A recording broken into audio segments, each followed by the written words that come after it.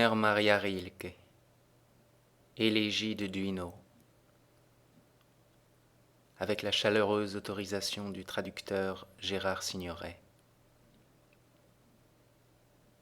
Première élégie. Qui, si je criais, qui m'entendrait parmi les cohortes des anges? Et quand même l'un d'eux me prendrait soudain sur son cœur, son intensité me ferait mourir. Car le beau n'est rien que le commencement du terrible, dont nous supportons encore la puissance, et si nous l'adorons, c'est que sans souci de nous, il ne songe pas à nous détruire. Tout ange est terrible, aussi je me contiens. J'étouffe en moi l'appel de cet obscur sanglot. Hélas, vers qui, mais vers qui se tourner? L'ange, non, les hommes, non, et les bêtes savent d'instinct déjà que nous n'habitons pas absolument chez nous dans le monde figuré. Il nous reste peut-être quelque arbre sur la pente que nous puissions chaque jour revoir. Il nous reste le chemin d'hier et la présence fidèle, aimée, d'une habitude qui se plut près de nous et ainsi demeura et ne s'en alla pas. Oh, et la nuit, quand le vent tout empli de l'espace des mondes nous creuse le visage, à qui ne resterait-elle pas la nuit tant désirée, tendrement décevante, où le cœur soudain s'éprouve en lui-même? Aux amants serait-elle plus douce? Hélas, ils se cachent seulement l'un à l'autre leur destin. Tu ne le sais pas encore? Lance le vide que tes bras enlacent aux espaces dont on respire, que les oiseaux peut-être sentent l'air infini dans un vol plus profond. Oui, les printemps avaient besoin de toi. Mainte étoile t'invitait à sentir sa présence. Une vague arrivait de son propre passé, ou lorsque tu longeais une fenêtre ouverte, un violon se donnait sans fin, et tout était mission. Mais l'accomplissais-tu? Ne t'égarais-tu pas encore dans l'attente, comme si tout annonçait la venue d'une amante? Où veux-tu l'accueillir en toi quand de vastes pensées d'ailleurs te traversent sans cesse et souvent demeurent dans la nuit? Mais si le feu t'habite encore, chante les amantes. Elle est loin d'être assez immortelle, leur célèbre passion. Celles, tu les envies presque, les abandonnées, qui furent à tes yeux combien plus aimantes que les apaisées. Sois la voix toujours neuve de l'offrande infinie. Pense, le héros se survit, son déclin même ne lui fut jamais qu'une raison d'être, son ultime naissance. Mais les amantes, la nature épuisée, les recueille, comme si la force leur manquait d'oser 2 fois le même amour. As-tu songé à Gaspara Stampa, pour qu'un jour une jeune fille dont l'amant s'est enfui, méditant l'exemple sublime d'une telle amante, se dise « Que ne suis-je comme elle ?» Ne vont-elles pas enfin, ces souffrances anciennes, nous être plus fécondes N'est-il pas temps, nous qui aimons, de nous libérer de l'aimer et, vibrant, de lui résister, comme la flèche résiste à la corde tendue dans l'élan futur, pour être plus qu'elle-même, car demeurer ne se trouve nulle part. Des voix, écoute, mon cœur, comme seuls jadis les saints écoutaient, et l'appel prodigieux les soulevait de terre, eux pourtant étaient à genoux, êtres impossibles, et ne s'en souciaient pas, ils étaient tout écoute. Non que tu puisses soutenir la voix de Dieu loin de là, mais le grand souffle, écoute, la rumeur perpétuelle qui naît du silence. Un murmure maintenant de tous ces jeunes morts te parvient, partout où tu entras, dans les églises de Rome et de Naples, ne se disait-il pas silencieusement à toi leur destin? Ou bien une noble inscription t'apparaissait comme cette stèle l'autre jour à Santa Maria Formosa, ce qu'ils veulent de moi? Que j'ôte avec douceur cette apparence d'injustice qui gêne un peu parfois le mouvement pur de leurs esprits.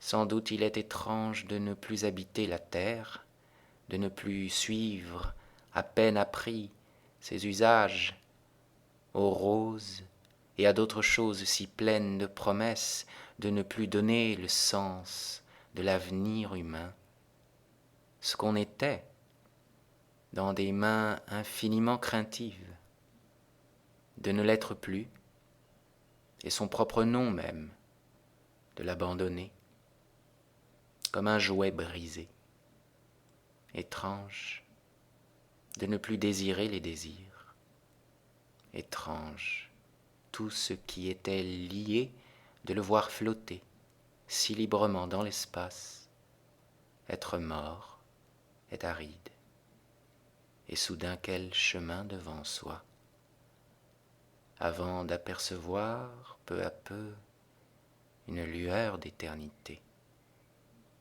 Mais les vivants, tous font l'erreur d'opposer toute chose. Les anges, dit-on, souvent ne savent pas s'ils passent parmi des vivants ou des morts.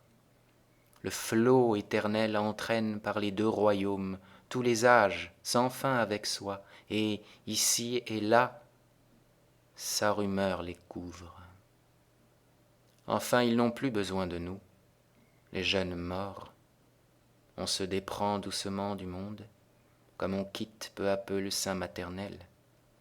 Mais nous, à qui sont nécessaires d'aussi grands secrets, pour qui toute grâce naît si souvent du deuil, pourrions-nous être sans eux?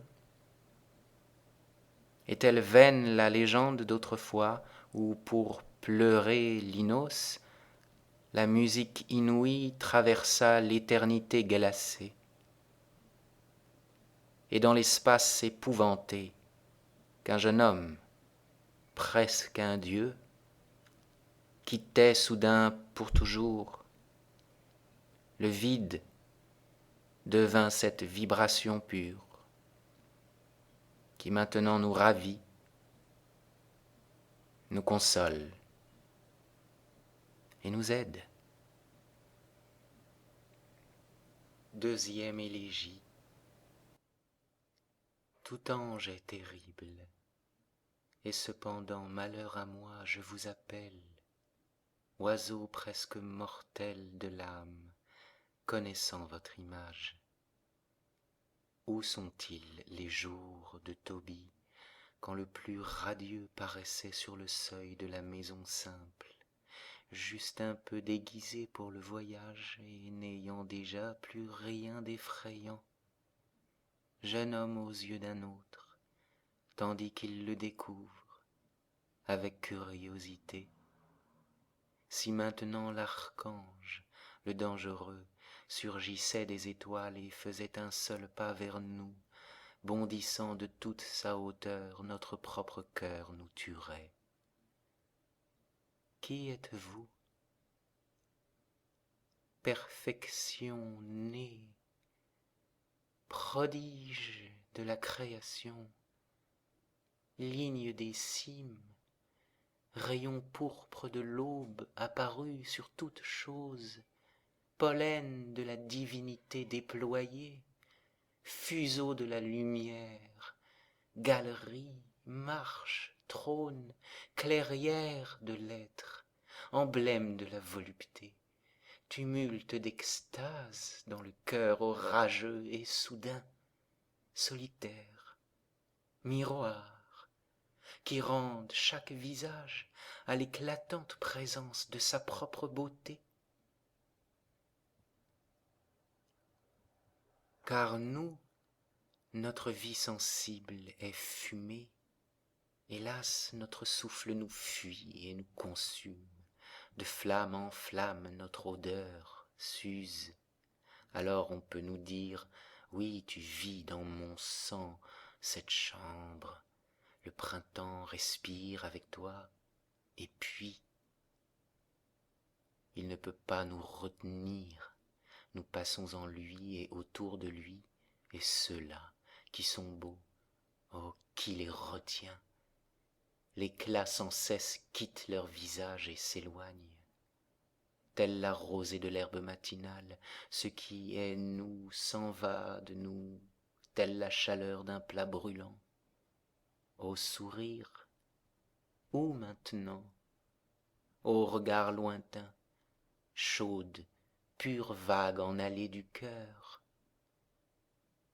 Hélas, nous voici pourtant. Garde-t-il l'espace où nous nous dissolvons un peu de notre effluve? Les anges ne recueillent-ils vraiment que ce qui vient d'eux-mêmes, ou quelquefois, comme par mégarde, s'y trouve-t-il un peu de notre être? Sommes-nous simples voiles, mêlés à leurs traits, comme le vague au visage des femmes enceintes? Eux, dans le tourbillon de leur retour à soi, ne s'en doutent pas. Comment s'en douteraient-ils? Les amants peut-être, s'ils le comprenaient, dans l'air de la nuit parleraient une langue merveilleuse, car semble-t-il tout nous éclipse. Voyez, les arbres sont, les maisons que nous habitons durent encore, nous seuls passons devant toute chose comme une valse de l'air, et tout ensemble nous impose le silence, par honte à la fois peut-être et comme un indicible espoir. Amants, qui êtes l'un pour l'autre un seul monde, j'interroge vos lointains. Vos êtres s'appartiennent. Est-ce vrai? Voyez, il m'arrive que mes mains deviennent chacune la paume de l'autre, ou bien que mon visage usé s'abrite en elle, et je m'éprouve un peu moi-même. Là, cependant, qui pourrait trouver à être? Mais vous, qui vous épanouissez dans l'extase de l'autre, jusqu'à ce que, ravi, il vous supplie. Attends, qui, sous les mains, mûrissez plus de sève que le vin de plusieurs saisons, qui quelquefois disparaissez seulement parce que l'autre exulte. J'interroge vos lointains. Je sais, votre alliance vous est une grâce, parce que la caresse retient, parce que le lieu ne s'éteint pas, que vous, les tendres, recouvrez, parce que dessous, vous ressentez la durée pure. et vous vous promettez, en une étreinte à peine, l'éternité. Et cependant à peine vécu l'effroi des premiers regards, et l'attente infinie à la fenêtre, et la première promenade ensemble, une fois, dans le jardin. Amants, l'êtes-vous encore? Quand doucement vos bouches se tournent l'une vers l'autre et se touchent, source contre source, oh, comme celui qui boit, soudain, étrangement, s'absente de la soif. Ne vous a-t-elle pas étonné, sur les stèles attiques, la retenue du geste humain? N'était-il pas l'amour et l'adieu, à peine posés sur les épaules, comme si l'étoffe en était différente de celle que nous connaissons? Songez aux mains, comme elles reposent sans peser, malgré la vigueur des torses, et ces maîtres savaient, ici sont nos limites, nous toucher ainsi, c'est notre monde, plus puissamment les dieux nous maintiennent dans leurs liens, mais cela, c'est l'affaire des dieux. Puissions-nous, nous aussi, trouver notre lieu pur, durable, mince, une rive fertile entre fleuve et rocher, car notre propre cœur nous dépasse toujours, comme leur cœur à eux, et nous ne pouvons plus suivre sa trace dans ces images qui l'apaisent, ni dans ces corps divins où, immenses, il se calme. Troisième élégie. Une chose est de chanter l'amante, une autre, hélas, l'obscur héritage de ce Dieu fleuve du sang. Lui qu'elle reconnaît de si loin, son jeune amour, que sait-il lui-même du maître du désir, qui du cœur solitaire souvent, avant que la jeune fille l'ait apaisé, et souvent comme si elle n'existait pas, ah, ruisselant de quel mystère, lève sa tête de Dieu en appelant la nuit au tumulte infini. Oh, le Neptune du sang, son trident effroyable. Oh, le vent sombre de son souffle en cette conque étrange. Écoute, comme la nuit tourne et creuse. Étoile, ne vient-il pas de vous le désir de l'amant pour le visage aimé? La secrète intuition de son pur rayonnement ne l'a-t-il pas puisé aux astres purs? Ce n'est pas toi, hélas, et ce n'est pas sa mère qui a ployé l'arc de ses sourcils ainsi tendus par l'attente, et ce n'est pas vers toi, jeune fille au cœur tremblant, non, ce n'est pas vers toi que sa lèvre se courbe en une expression plus féconde. Penses-tu vraiment que ta venue, si pâle, eût suffi à le bouleverser, toi qui passes comme le vent du matin? Oui, tu mis l'effroi dans son cœur, mais des craintes plus anciennes l'ont envahi dès que la foudre l'eut effleuré. Appelle-le. Tu ne l'appelleras pas tout entier hors de son cercle obscur. Certes, il le veut, il s'évade. Devenu plus léger, il se repose dans le secret de ton cœur, et se découvre et se commence. Mais s'est-il jamais commencé? Mère, toi qui le conçus, et pris soin de lui, c'est de toi qu'il est né. Pour toi il fut nouveau. Tu inclinas sur ses yeux purs le monde ami et chassa l'inconnu. Mais où sont-elles, les années disparues, où ta frêle silhouette suffisait à le protéger de cet ardent chaos? Tu lui cachais ainsi maintes choses. La chambre étrange et ténébreuse, tu la lui rendais sans danger. De ton cœur plein de sève, tu mêlais un monde plus humain au monde de sa nuit. Ce n'est pas dans l'obscurité, non, mais au sein même de ta présence que tu allumas la chandelle, et elle brillait comme par amitié. Nul craquement que tu n'expliquais d'un sourire, comme si, depuis longtemps, tu savais quand le bois frémit. Et il écoutait et il s'endormait. Ta présence, haute et tendre, avait pouvoir sur tant de choses.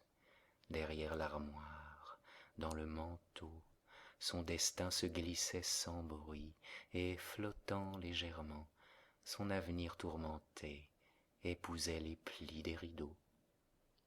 Et lui-même, comme il reposait, tranquille, sous ses paupières ensommeillées, savourant la douceur de ton sein si léger dans le délice de l'avant-sommeil, il semblait à l'abri.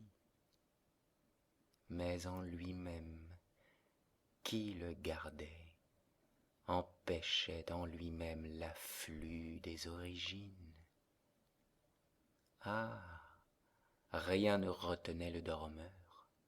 Il dormait, mais les rêves, mais les fièvres, comme il s'y offrait, lui, l'enfant, l'effaré, comme il s'enchevêtrait dans les vrilles dévorantes de son devenir intérieur, dessinant déjà leurs lacets, leur croissance noueuse, leurs courbes semblables à la fuite des bêtes traquées, comme il s'y donnait, aimait, aimait son être, le pays sauvage de son être, cette forêt en lui non frayée, abattue en silence sur laquelle se levait, lumineuse et vert, son cœur, aimait, puis la quitta, longea chaque racine jusqu'aux origines infinies où sa petite naissance avait déjà passé. Avec amour, il remonta le sang des âges jusqu'aux abysses où l'effroi repose, encore saturé de la vie des pères, et chaque terreur le connaissait, lui faisait signe comme complice. Oui, l'effroyable lui souriait. Rarement as-tu si tendrement souri, mère. Comment ne l'eût-il pas aimé, ce monde qui lui souriait? Avant toi, c'est lui qui l'a aimé, car lorsque déjà tu le portais, il était là, dissous dans l'eau qui baigne l'embryon. Vois, nous n'aimons pas, comme vivent les fleurs, dans le temps d'une seule année. Il nous monte, là où nous aimons, une sève immémoriale dans les bras. Ô jeune fille, voici, ce qu'en nous nous aimions, ce n'était pas l'unique, ni un avenir, mais ce brassage de l'innombrable, non pas un seul enfant, mais tous les pères, qui pareils aux ruines d'une montagne reposent au fond de nous, mais le lit asséché de toutes les mers d'autrefois, mais tout ce paysage s'envoie sous le ciel du destin envahi de nuages, ou pur. Cela, jeune fille, fut avant toi. Et toi-même, que sais-tu, toi, qui fit ressurgir le temps dans le cœur de l'amant? Quels sentiments enfouis ont rejailli de tous ces trépassés? Quelles femmes ici t'ont détesté? Quelle sorte d'hommes obscurs as-tu réveillés dans les veines de l'adolescent? des enfants morts voulaient venir vers toi. Ô douce, douce, accomplis devant lui une chère et simple tâche. Conduis-le au jardin tout près. Donne-lui des nuits, la plénitude, qu'il demeure. Quatrième élégie. Ô arbre de la vie, quand saisi par l'hiver, nous ne sommes pas en rythme, ne sommes pas comme les oiseaux migrateurs, dociles, en retard sur toute chose. Ainsi les vents soudains ne nous supportent plus et nous nous effondrons sur un étang glacé. Fleurir et dépérir dans notre conscience se confondent. Et quelque part des lions passent et ignorent, tant que dure leur règne, toute déchéance. Or nous, là où nous pensons l'un dans sa plénitude, nous sommes déjà sensibles au déploiement de l'autre. Le plus proche nous est hostile. Les amants ne s'avancent-ils pas sur une route sans cesse plus étroite, l'un en l'autre, eux qui s'étaient promis les lointains, une quête, une patrie. Là, pour une fugitive esquisse, s'établit un fond contrasté, avec peine, afin que nous puissions la voir, car on est très clair avec nous. Le contour de la sensation, nous ne le connaissons pas, seulement ce qui, du dehors, le forme. Qui s'est assis sans angoisse devant le rideau de son cœur? Il s'est levé, c'était la scène de l'adieu. Simple à comprendre, le jardin de toujours, et il tremblait doucement. Alors seulement vint le danseur, pas lui, assez. Et quand il se ferait la légèreté même, il est déguisé et redeviendra un bourgeois et passe par la cuisine pour rentrer chez soi. Je ne veux pas de ces masques à moitié creux, plutôt la poupée. Elle est toute une. Je veux supporter le pantin et le fil, et son visage de pur paraître. Ici, lui faire face. Et quand les lampes s'évanouiraient, quand même on me dirait c'est fini, quand il n'y aurait plus que le vide de la Seine et son courant d'air gris, quand ne serait plus près de moi aucun de mes ancêtres muets, aucune femme, ni même le petit garçon louchant de son œil brun, je resterais pourtant. Il y a toujours à voir.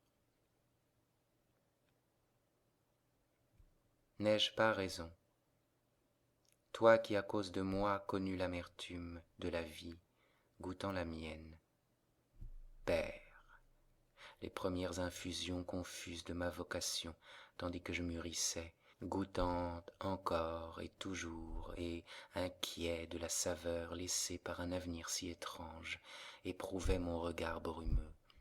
Toi qui, mon Père, depuis que tu es mort, as si souvent peur en moi-même, au cœur de mon espérance, et qui, à cette sérénité, celle que possèdent les morts, ces royaumes de sérénité, renonce pour mon infime destin. N'ai-je pas raison? Et vous, n'ai-je pas raison? Vous qui m'avez aimé pour la petite aurore de mon amour pour vous, dont toujours je me détournais, car l'espace qui pour moi s'ouvrait dans votre visage, tandis que je l'aimais, devenait l'espace même du monde, où vous n'attendiez plus. Quand je désire attendre devant la scène aux poupées, non, si pleinement devenir regard, que pour répondre à son appel, à la fin, comme un acteur, un ange fasse son entrée et redresse les pantins. Ange et poupée, le voilà enfin le spectacle. Alors se réunit ce que toujours nous séparons par notre seule présence. Alors se lève de nos saisons, originellement, le cercle de la mutation infinie, au-dessus de nous, bien au-dessus. Alors joue l'ange, voit les mourants. Ne devrait-il pas deviner combien tout n'est que mascarade dans ce que nous faisons ici? Tout est privé de la chose même. Ô heure de l'enfance, où derrière les figures il y avait bien plus que le seul passé, et devant nous rien encore de l'avenir. Nous mûrissions, il est vrai, et étions parfois impatients de devenir grands, en partie par amour pour ceux qui n'avaient rien de plus que nous, sinon d'avoir grandi. Et pourtant nous étions, dans notre avancée solitaire, heureux auprès de ce qui dure, et nous demeurions là, dans cet espace entre le monde et le jouet, à cette place qui fut dès le commencement fondée pour un événement pur. Qui montre un enfant tel qu'il est vraiment?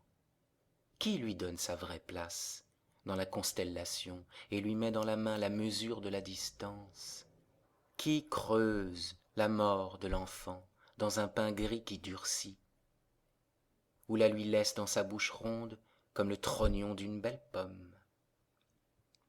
Les assassins sont simples à comprendre. Mais ceci, la mort, toute la mort, et avant même la vie, la porter en soi, si doucement,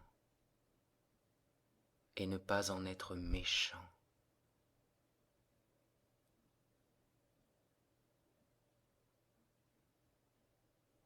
C'est inexprimable. 5e élégie. Mais qui sont-ils? Dis-moi, ces voyageurs perdus, un peu plus fugitifs encore que nous-mêmes, dès longtemps impatients, ployés, pour qui, pour l'amour de qui, par un désir que rien n'apaise? Et cependant ployés, courbés, liés et tourmentés, lancés et repris sans cesse, glissant comme sur un air d'huile, ils retombent sur le pauvre tapis usé par leur chute éternelle, ce tapis perdu dans l'espace du monde. Posé tel un pansement, comme si le ciel des banlieues avait fait là mal à la terre. Et à peine là, debout, ici même se dresse la grande majuscule de l'être. Et de nouveau déjà, les hommes les plus puissants, l'inexorable main les tourmente par jeu, comme Auguste le Fort à table roulait une assiette d'étain. Ah, et autour de ce cœur, la rose de la contemplation fleurit et ses feuilles. Autour de ce pilier, le pistil, touché par sa propre poussière en fleurs, en un fruit d'illusion, de nouveau fécondé par le manque, jamais éprouvé en soi, ce manque dont la mince surface étincelle avec l'air de sourire doucement. Là, le combattant flétri, ridé, le vieillard, qui ne bat plus que le tambour, enfoncé dans sa peau puissante, comme si jadis elle avait contenu 2 hommes, et l'un serait déjà au cimetière, et lui survivrait à l'autre, sourd et parfois un peu hagard, dans sa peau veuve. Mais le jeune, l'homme, serait pareil au fils d'un centaure et d'une nonne, plein de sève et tendu de muscles et d'innocence. Oh, vous, qu'une douleur, lorsqu'elle était encore enfant, reçue comme un jouet en l'une de ces longues convalescences.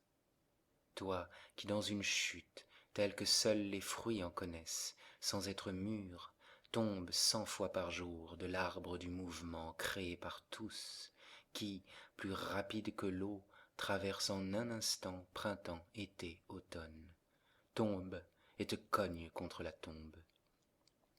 Parfois, en une demi-pause, un éclair d'amour veut illuminer, se tourner vers la rare tendresse de ta mère, mais sur ton corps il s'évanouit, ton corps usé jusqu'à l'absence, ce timide visage à peine osé, et l'homme frappe des mains, appelle un nouvel élan, et avant qu'une douleur en toi devienne plus sensible au voisinage du cœur qui bondit sans cesse, la brûlure te vient sous les pieds, à son origine, juste avant que jaillisse avec une douce violence un torrent de larmes dans tes yeux.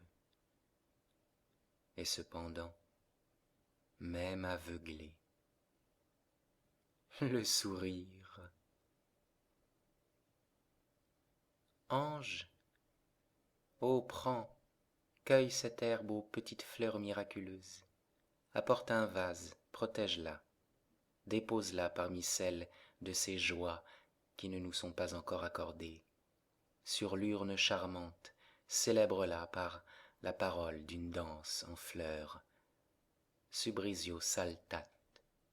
Et toi, adorable, toi, qui vois sans un mot s'envoler les joies les plus ravissantes, peut-être tes cheveux sont-ils heureux pour toi, ou bien sur ta poitrine, éclatante de jeunesse, la soie de métal vert jouit d'une extase sans fin, et ne manque de rien.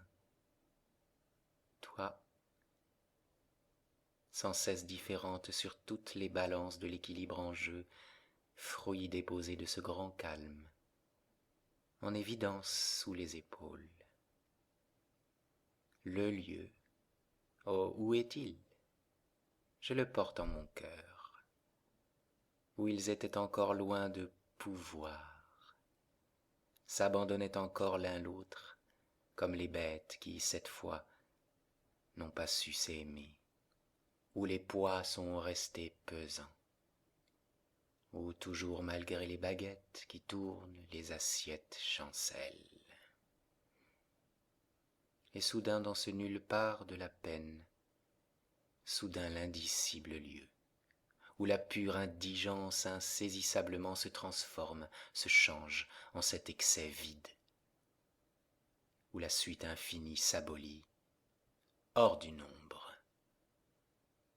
Place, ô place à Paris, théâtre perpétuel, où la modiste Madame la Mort tisse avec les chemins sans repos de la terre, ruban sans fin, et tresse et crée de nouvelles boucles, ruchers, fleurs, cocardes, fruits artificiels, tous de couleur fausse, pour les chapeaux d'hiver à 2 sous du destin.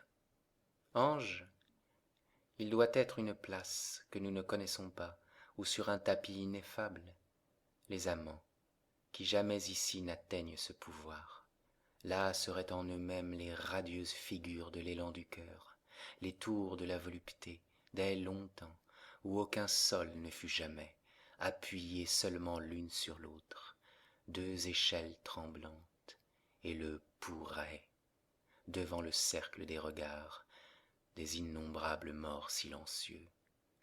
Jetterait-il alors leur ultime, et toujours gardé, toujours caché, inconnu de nous, leur inaltérable monnaie du bonheur devant ce couple enfin au sourire pur, sur le tapis devenu calme? 6e élégie. Figuier, depuis longtemps déjà m'est apparu que tu fuis presque toute floraison, et dans ton fruit aussitôt mûr, non fêté, nourrit ton secret pur. Telle la gorge de la fontaine, la courbe de ta branche fait circuler la sève, et elle jaillit hors du sommeil, à peine éveillée, dans le délice de son accomplissement le plus doux. Vois comme le Dieu dans le cygne. Mais nous demeurons là, hélas, nous dont la gloire est de fleurir, trompés par notre attente lorsqu'enfin nous entrons au cœur de notre fruit. Rares sont ceux en qui l'action s'élance avec assez de force pour qu'ils se tiennent ouverts et brûlent dans la plénitude de leur cœur, quand le charme des fleurs, comme un air plus doux de la nuit, pose sur la jeunesse de leur bouche et sur leurs paupières une caresse. Les héros, peut-être, et les élus précoces du ciel, dont le jardinier de la mort a courbé autrement les veines. Ceux-là se précipitent. Ils précèdent leur propre sourire, comme sur les bas-reliefs estompés de Karnak. Les coursiers devancent le roi vainqueur. étrangement proche, pourtant, le héros, et ce qui meurt jeune. Durer lui importe peu, monter est sa façon d'être. Sans cesse il s'élève et s'avance dans la constellation tournante de son péril perpétuel. Là, peu l'y trouverait, mais celui qui pour nous obscurément se tait, le destin soudain exalté, le chante, l'entraîne dans la tempête de son monde en fureur, et je n'entends nul mieux que lui. Tout à coup me traverse avec le flot de l'air sa musique des ténèbres. Comme alors j'aimerais me détacher du désir. Oh, si j'étais un enfant qui eût encore à devenir, et fût assis, calé dans les bras de l'avenir, et lût dans la légende de Samson comment sa mère, d'abord stérile, ensuite enfanta tout. N'était-il pas héros déjà en toi, ô mère? N'est-ce pas déjà là, en toi, qu'il choisit son destin?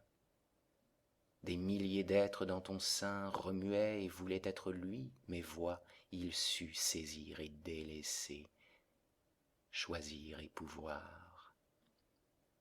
Et s'il fracassa les colonnes, ce fut pour s'arracher au monde de ton corps et surgir en ce moindre monde où il sut encore choisir et pouvoir.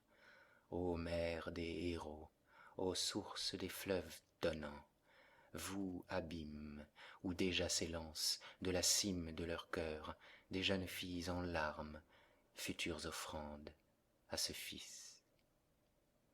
Car le héros passe en tempête à travers les séjours de l'amour, chacun le portant plus haut, chaque battement de cœur résonnant pour lui, ailleurs déjà, il est au terme du sourire. Un autre. 7e élégie. Plus de clameur, qu'elle cesse d'être clameur. Voici devenue elle-même la nature de ton cri. Tu crierais, certes, pur comme l'oiseau, quand la saison l'enlève, elle qui monte, oubliant pour un peu qu'il est une bête chétive et non seulement un cœur solitaire qu'elle lance dans l'air serein, dans la profondeur du ciel. Comme lui, sans doute tu prierais, non moins que lui, pour que l'ami, invisible encore, te trouve, la silencieuse, en qui doucement une réponse s'éveille et à ton écoute devient plus intense, amoureuse enflammée à la mesure de ton désir. Oh, et le printemps comprendrait, nulle place alors qui ne porterait la voix de l'annonciation. D'abord les petits tintements suspendus, qu'un jour pur salue de très loin et entoure d'un silence toujours plus radieux. Puis la montée de l'appel vers le temple rêvé de l'avenir. Puis les trilles, fontaines, dont le jaillissement incessant devance déjà la chute dans le jeu des promesses. Et devant soi, l'été, non pas les matins seulement, tous les matins d'été, ni seulement leur façon de se changer en jour et de rayonner devant l'aube, non pas seulement les jours qui entourent les fleurs de tendresse, et là-haut, les arbres magnifiques, durs et puissants, pas seulement la prière de ces forces déployées, pas seulement les chemins, pas seulement les prairies au soir, pas seulement l'orage épuisé, cette source d'air limpide, pas seulement le sommeil prochain et ce soupçon, le soir, mais les nuits, mais les hautes nuits d'été, mais les les étoiles de la terre. Oh, un jour être mort et les savoir sans fin, toutes les étoiles, car comment les oublier? Vois, alors j'appellerai l'amante, mais elle ne viendrait pas toute seule. Il viendrait des tombes moribondes, des jeunes filles, et elle serait là. Car comment, une fois lancée, comment retenir l'appel? Les ensevelis cherchent encore et toujours la terre. Vous, enfants, la moindre chose saisie ici-bas vaudrait pour beaucoup d'autres. Ne croyez pas que le destin soit plus que la densité de l'enfance. Que de fois vous avez dépassé l'aimer, soufflant après une course merveilleuse pour rien, dans l'air libre. Être ici est une grâce. Vous le saviez, jeune fille, vous aussi, vous qui paraissiez indigente, abandonnée, vous, dans les ruelles les plus sordides des villes, rongées de maladies ou offertes à la déchéance. Car il y eut une heure pour chacune, peut-être pas une heure entière, un instant entre deux instants, à peine mesurable à l'aide des mesures du temps, où sa vie fut sienne, entièrement, les veines pleines de vie. Seulement, nous oublions si vite ce qu'un voisin sournois ne nous confirme pas ou ne nous envie pas. Nous voulons qu'il soit bien visible, quand le plus clair bonheur ne se laisse deviner qu'une fois accompli en nous. Nulle part, bien-aimé, le monde ne sera, si ce n'est en nous-mêmes. Notre vie est métamorphose, et toujours plus infime devient le dehors, où jadis était une maison solide, surgit une image pensive qui l'éclipse, répondant si pleinement à la pensée qu'on la croirait encore, debout dans le cerveau. Il construit de vastes silos de force, l'esprit de notre temps, informe comme la fièvre insensée qu'il récolte partout. Le temple, il ne le sait plus. La source enfuie de notre cœur, nous la gardons plus secrètement. Oui, là où subsiste une chose qui fut autrefois vénérée, honorée à genoux, elle demeure intacte dans le secret de l'invisible. Beaucoup ne la voient plus, mais ils n'ont pas le privilège de la bâtir maintenant en eux-mêmes avec piliers et statues et plus grande encore. Tout obscur retournement du monde fait des déshérités qui ne possèdent plus ce qui fut et pas encore ce qui va venir, car même ce qui est proche est lointain pour les hommes. Que cela ne nous égare pas, mais que devienne plus fort en nous le souci de maintenir ce qui encore nous apparaît fondé, cela qui fut une fois dressé parmi les hommes, dressé dans le destin, au sein du destructeur, dressé dans l'on ne sait vers où, comme une chose d'être, et inclinait vers soi les étoiles du haut des cieux plus calmes. Ange, je te le montre encore, là, afin qu'en ton regard cela soit pour toujours sauvé, maintenant enfin debout. Colonne, pilier, le sphinx et cette prodigieuse montée grise qui domine la ville en allée ou inconnue, la cathédrale.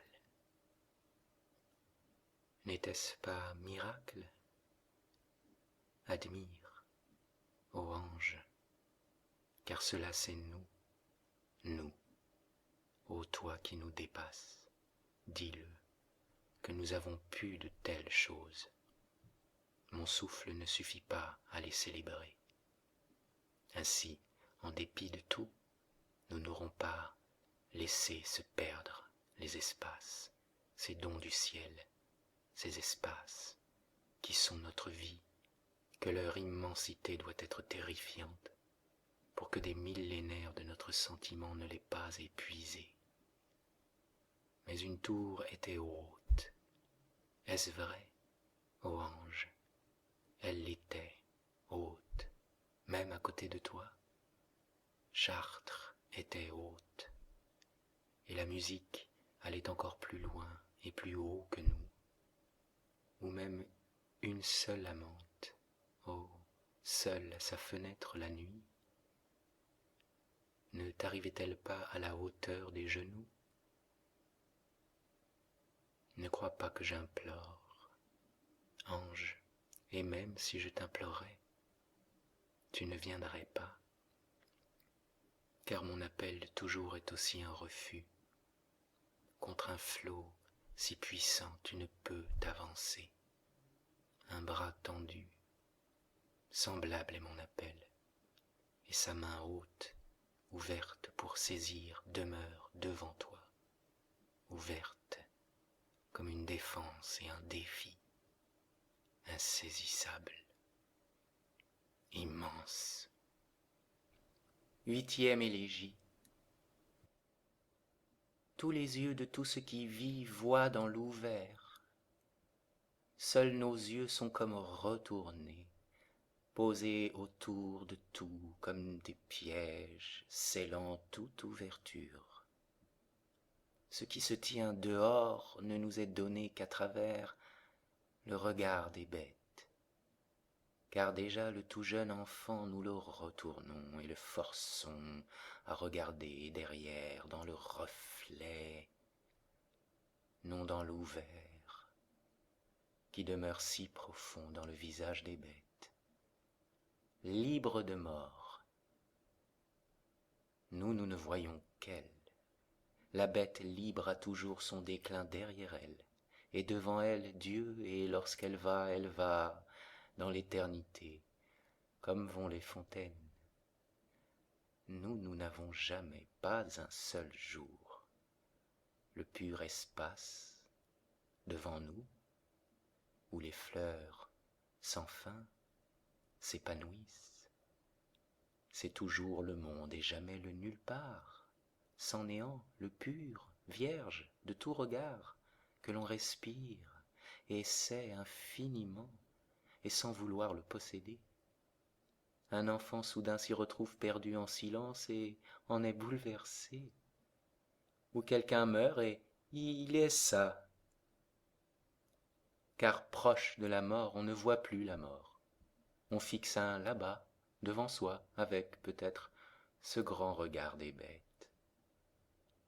Les amants, quand l'autre ne serait pas, qui dérobent la vue, en sont tout proches, et s'étonnent, comme par mégarde, s'ouvrent à eux derrière l'autre.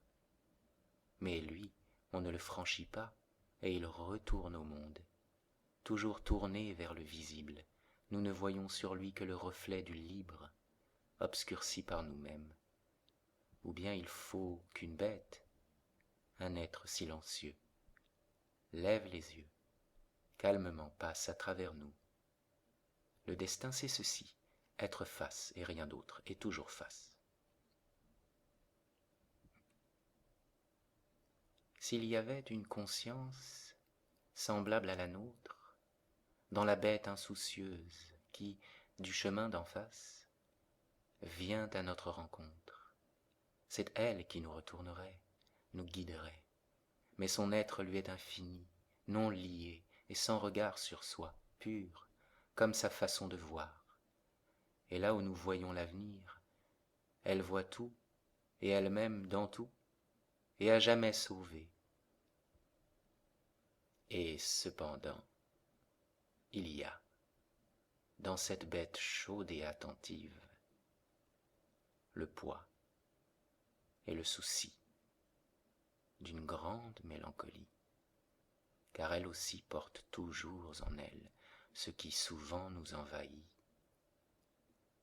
la mémoire, comme si une fois déjà ce vers quoi nous tendons avait été plus proche, plus fidèle, et sa présence infiniment tendre.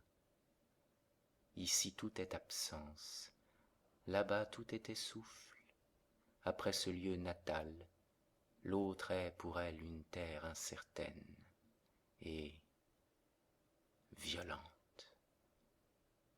Ô bonheur de la petite bête qui toujours demeure dans le sein qu'il a porté, ô bonheur du moucheron qui danse encore à l'intérieur, même au temps des amours.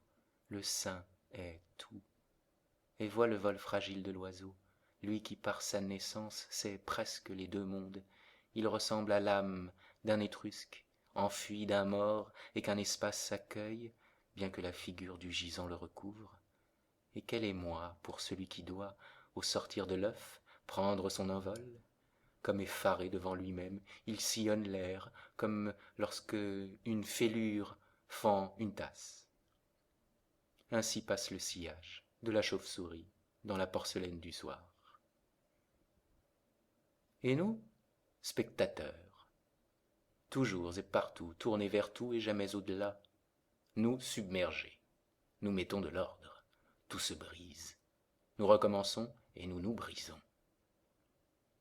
Qui donc nous a retournés ainsi pour que nous ayons l'air, quoi que nous fassions, de quelqu'un qui part, comme sur l'ultime colline, celui qui, encore une fois, embrasse des yeux toute sa vallée, se retourne, s'arrête, s'attarde.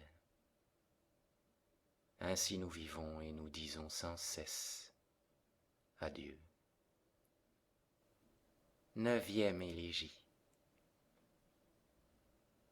Pourquoi, s'il est loisible aussi bien d'habiter le temps de sa vie comme un laurier, un peu plus sombre que tous les autres vers, avec de petites vagues sur le bord de chaque feuille, tel un sourire du vent, pourquoi faut-il donc être homme, et fuyant le destin, ne brûler que pour le destin?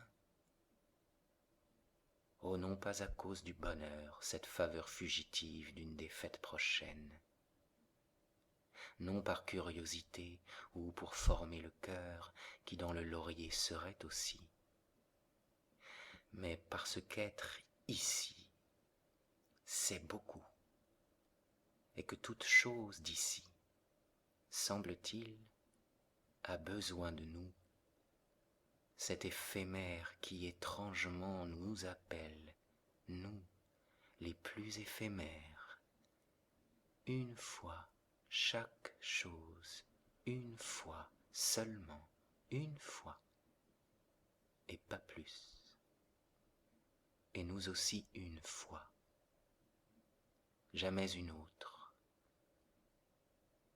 mais cette seule fois, l'avoir été, même si ce n'est qu'une fois, avoir été terrestre, semble-t-il, est irrévocable. Ainsi nous nous lançons et voulons l'accomplir, voulons le tenir dans nos simples mains, dans des yeux qui exultent et un cœur qui se tait. Voulons le devenir. À qui le donner? Le mieux serait de tout garder pour toujours. Hélas, dans l'autre règne, qu'emportons-nous? Pas le regard, appris si lentement ici, ni rien de ce qui advient ici, pas une seule chose. Alors les douleurs, alors par-dessus tout la douleur d'être, alors le long chemin d'amour, alors seulement l'indicible. Mais plus tard sous les étoiles, quelle importance? Elles sont tellement plus indicibles. Ainsi le voyageur ne rapporte pas même du bord des précipices une seule poignée de terre dans la vallée, de terre indicible à tous, mais un mot choisi, pur, une gentiane jaune et bleue. Nous sommes peut-être ici pour dire maison, pont, fontaine, porte, cruche, verger, fenêtre, au plus colonne, tour. Mais dire, comprends-le, le dire de telle façon que jamais les choses en elles-mêmes eussent rêvé être telles. N'est-ce pas une ruse secrète de cette terre qui toujours se tait, si elle presse les amants, afin que dans leur cœur, une à une, toute chose exulte? Seuil. Qu'est-ce pour deux amants, si ce même seuil ancien, ils ne font que l'user un peu, eux aussi, après tous ceux qui sont passés et avant ceux qui vont venir, légèrement. Ici est le temps du dire, ici son lieu natal. Parle et dévoile. Plus que jamais, les choses nous quittent, celles qui s'éprouvent, car ce qui les remplace est un fer sans image, un fer sous des croûtes qui se brisent toutes seules, aussitôt que s'éveille l'énergie de l'action s'élançant vers d'autres limites. Entre les marteaux demeure notre cœur, comme la langue entre les dents, mais qui, cependant, continue de chanter. Dis à l'ange l'éloge de ce monde, non l'indicible, lui tu ne peux l'impressionner par la puissance de ton sentiment, dans l'univers où il éprouve le plus intense, tu es un apprenti. Montre-lui alors le plus simple, ce qui, formé avec lenteur de génération en génération, vit comme notre monde propre, à portée de la main et dans notre regard. Nomme-lui les choses, tu verras sa stupeur, semblable à celle que tu connus devant le cordier de Rome ou le potier du Nil.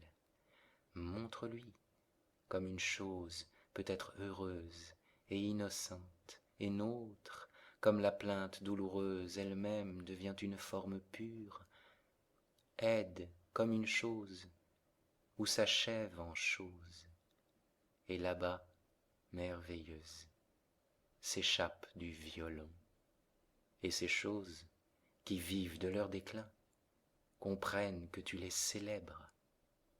Périssables, elles nous croient capables de les sauver, nous les plus périssables, veulent que nous accomplissions, dans le secret invisible de notre cœur, leur métamorphose. Ô infini, en nous, quoi que nous-mêmes devenions. Terre, n'est-ce pas ce que tu veux, invisible, renaître en nous? N'est-ce pas ton rêve, être une fois invisible? Terre, invisible, quelle est, sinon cette métamorphose, ta suprême volonté? Terre que j'aime, je le veux. Oh, crois qu'il n'est plus besoin de tes printemps pour me gagner.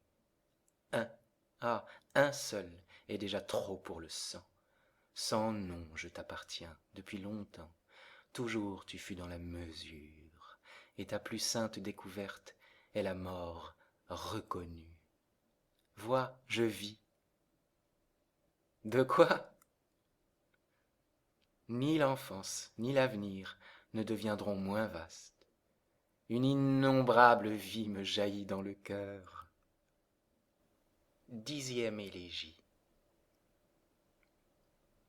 Qu'un jour prochain, au terme des visions furieuses, je chante toute gloire et toute joie parmi le salut des anges. Que des marteaux du cœur au battement limpide, aucun ne frappe une corde molle, tremblante ou prête à se briser. que mon visage en pleurs me fasse plus rayonnant, que l'invisible larme fleurisse. Et comme alors, ô nuit, vous me deviendrez chère, nuit de détresse, que ne vous ai-je reçue à genoux, sœurs inconsolées, que ne me suis-je défait dans vos cheveux défaits. Nous, puits de douleur, nous les suivons là-bas dans la triste durée, comme si elles étaient sans fin. Elles sont pourtant notre feuillage en plein hiver, notre pervenche obscure, une des saisons de notre année secrète. Non seulement la saison, le lieu, le séjour, la base, le sol, la demeure. Vraiment, hélas, comme elles sont étrangères les ruelles de la ville souffrance, où dans le faux silence, né du fracas, puissante, issue du moule, du vide, l'averse éclate, l'enfer doré, le monument du vacarme. Oh, comme un ange, sans laisser de traces, l'écraserait leur marché aux consolations bordées par leur église, l'église de 4 sous, nette et close et piteuse comme un bureau de poste le dimanche. Mais dehors, c'est toujours le grouillement des abords de foire, manège de la liberté, plongeurs et magiciens du délire, et le tir au bonheur et ses figures charmantes où la cible frétille et fait son bruit de tôle quand un chant se fait mouche. Au fil de la fortune, il poursuit son ivresse, car les baraques jouent du tambour, piaillent, racolent tous les curieux. Mais pour les gens sérieux, il reste encore à voir, surtout, comment l'argent se reproduit, anatomiquement, et non seulement pour le plaisir, l'organe de l'argent, toute l'affaire, le processus, très instructif et très fertile. Oh, mais juste après, là, derrière la dernière planche où est collée l'affiche « Mort nulle », cette bière amère que les buveurs semblent adorer, toujours agrémentée de subtiles distractions. Juste derrière cette planche, juste là, est la réalité. Des enfants jouent, des amoureux s'étreignent, à l'écart, graves, dans l'herbe maigre, et les chiens sont en liberté. Plus loin encore s'en va l'adolescent, peut-être est-ce une jeune plaintive qu'il aime, il la suit à travers les champs, elle dit « Loin, nous habitons là-bas, en dehors. » Où ? Et le jeune homme la suit, ému par son maintien, les épaules, le cou. Peut-être est-elle de noble lignée, mais il la laisse, revient, se retourne, fait signe. À quoi bon ? C'est une plaintive. Seuls les jeunes morts, dans cet état premier d'indifférence, hors du temps, celui du détachement, la suivent avec amour. Les jeunes filles, elle les garde et s'en fait des amies, leur montre avec douceur ce qu'elle a sur elle, les perles de la douleur et les voiles transparents de l'acceptation. Avec les adolescents, elle marche en silence. Mais là où elles habitent, dans la vallée, la plus vieille des plaintives veut répondre elle-même au jeune homme s'il interroge. Nous étions, dit-elle, une noble descendance. Autrefois, nous les plaintives, les pères exploitaient la mine, là-bas, dans la grande montagne. Chez les hommes, tu as trouvé parfois un éclat taillé à même la douleur, où jaillit de l'ancien volcan l'écume durcie de la colère. Oui, cela venait de là-bas. Jadis, nous étions riches. et elle le guide doucement dans le grand paysage des plaintives, lui montre les colonnes du temple ou les ruines des châteaux, d'où les princes des plaintives, jadis, gouvernaient sagement le pays, lui montre les grands arbres de larmes et les prairies en fleurs de la mélancolie. Les vivants n'en connaissent que les premières feuilles douces, lui montre les bêtes du deuil qui paissent, et parfois s'effarouche un oiseau et s'enfuit d'un seul trait devant le regard, et dans l'espace grave l'image de son cri solitaire. Le soir elle le mène aux tombes des ancêtres de la descendance des plaintives, les sibylles, les prophètes.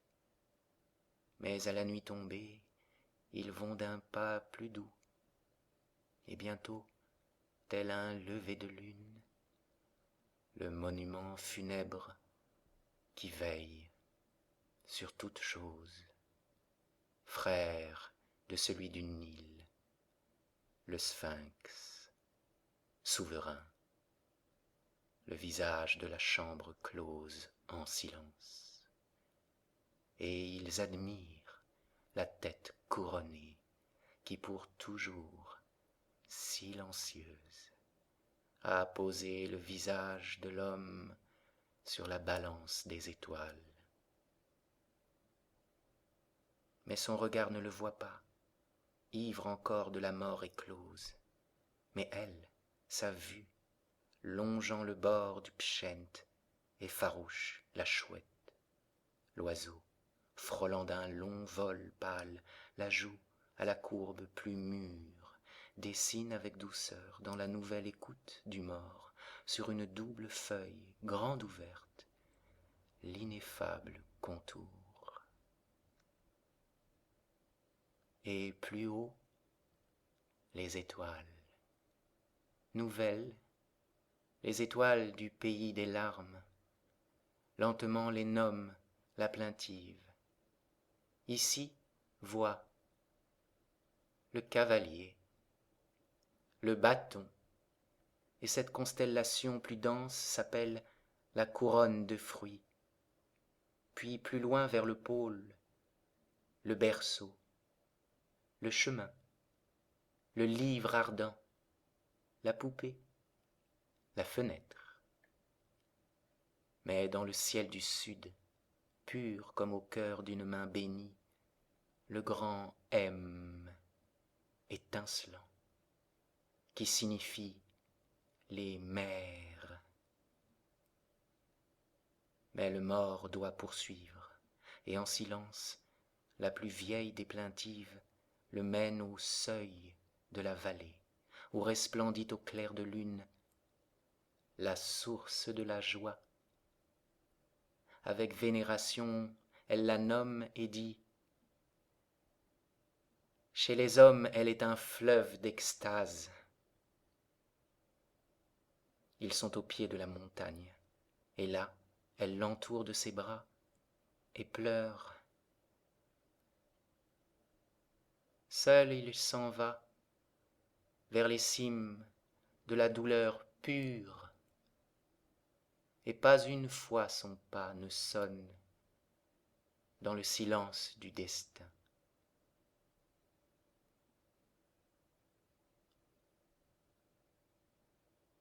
Mais s'il devait en nous, les morts sans fin, éveiller une image, vois, il nous montrerait peut-être les chatons dans le noisetier vide, les suspendus, ou évoquerait la pluie qui tombe sur l'obscur royaume de la terre au printemps. Et nous qui pensons au bonheur qui monte, nous aurions l'émotion qui nous bouleverse presque quand tombe une chose heureuse.